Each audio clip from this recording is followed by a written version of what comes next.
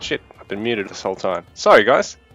Welcome to the first community challenge match of 2023. We've got Dimi here, the Celts, the blue trunks up against Starofknight, the red trunks on the Norse. So Dimi, hailing from Brazil, and I don't believe he's affiliated with any clans. Opening with barracks first here, so we'll be able to start applying a bit of pressure. He's got a lot of villagers on the food there, gathering a bit of wood so he can get his second storehouse. Starofknight, playing for Valhalla clan, though he's not a tag-bearing member.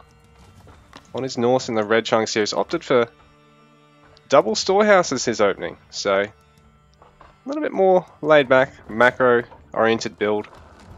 But he is going to throw down a barracks here, so may be able to produce some spears, sort of defend this on the back foot, while also trying to get a slightly quicker second town centre for counter infantry and work towards that second town centre a little bit quicker than Dimi if he can.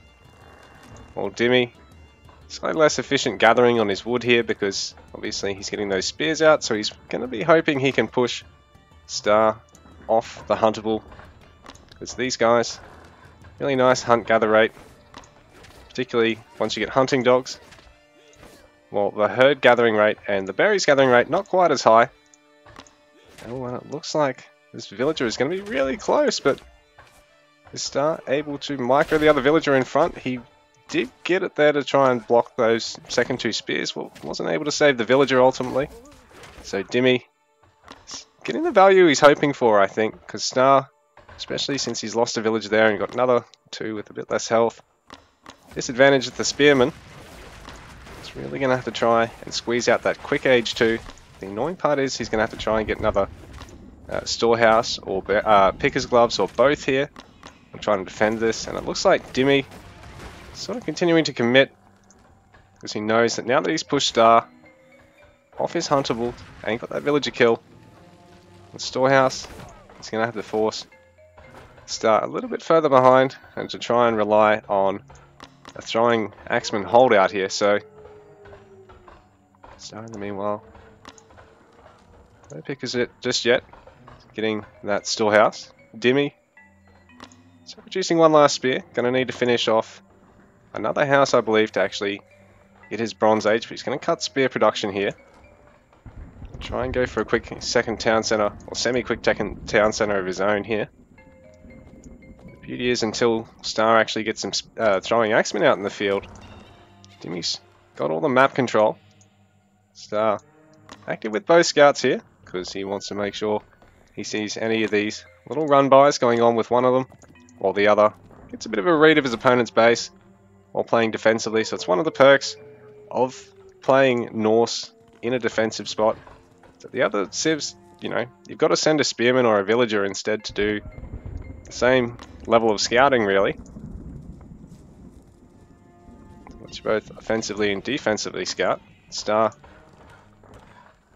H2 just going to start throwing axeman production before he worries about gathering stone, while Dimi may actually have the chance to go for a quicker second town centre. He's just going to need a little bit more food to get that age up, which he will do. He's not going to commit to any more spears here, because right now he's pretty safe. He'll be able to clean up this one spearman, but this is going to cost him a bit of health on that villager. So he's going to have to be mindful, keep her under the town centre as best he can here on out, much the same way that Star's had to with these guys. So over on the berries, it'd probably be ideal to keep them here or have them on the gold, but you know, for the time being, it's not a problem. Dimi's actually brought a whole lot of his spears back.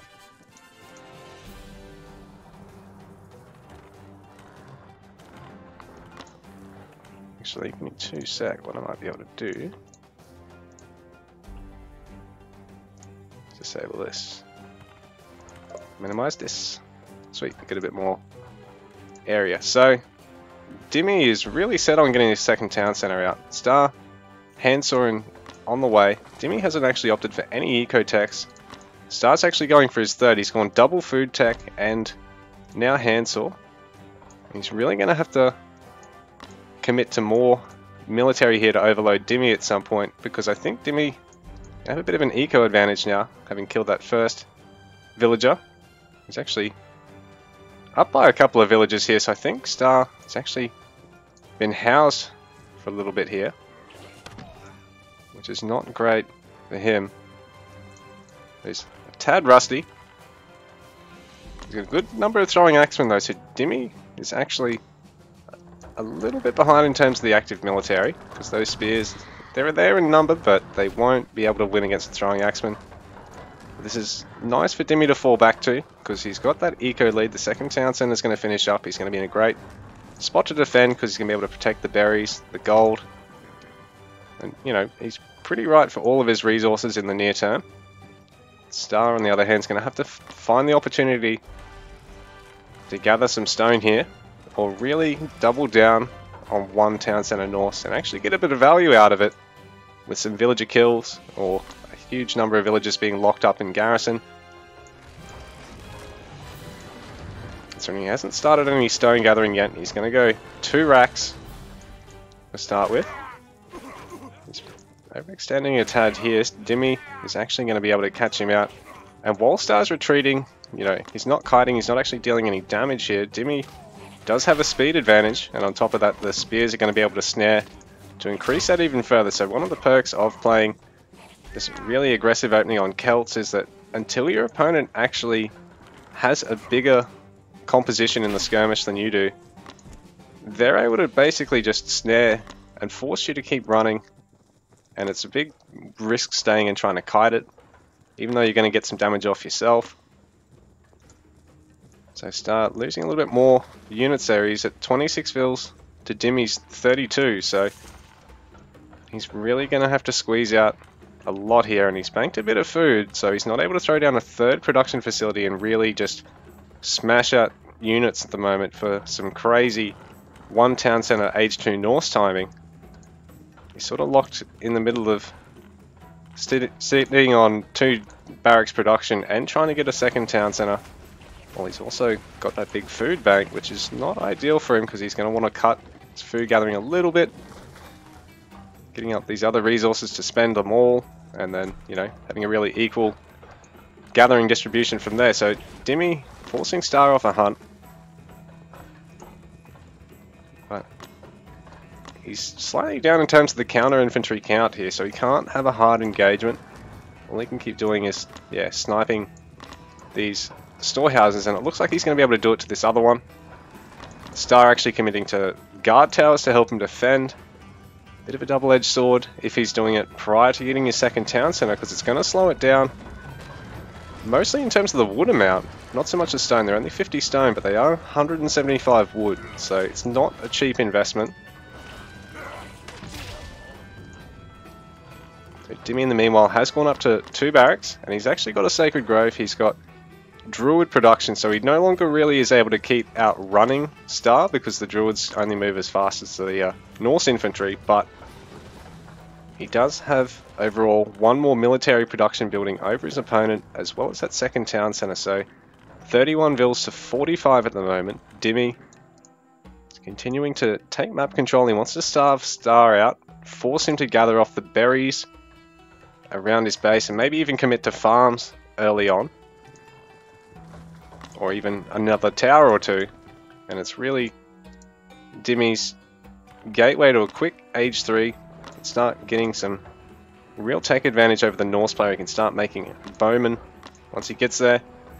Maybe even start taking some of these Bard Hall upgrades, or getting some armory techs. It's probably going to be even more ideal, just because the Bard Hall techs, as nice as they are and as cheap as they are, just overall aren't for as much value as your armory.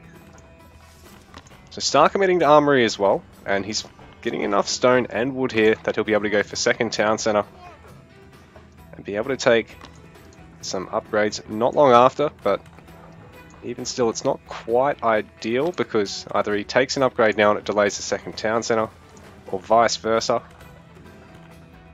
He's only got 3 gatherers on the stone, so he's going to go 2nd town centre just to help protect both the gold and the hunt. So it's a really nice spot for it in the short term here. I mean, he could even put a safe market there later on, or go for a 3rd TC further away. But this catch by Dimi is very smart.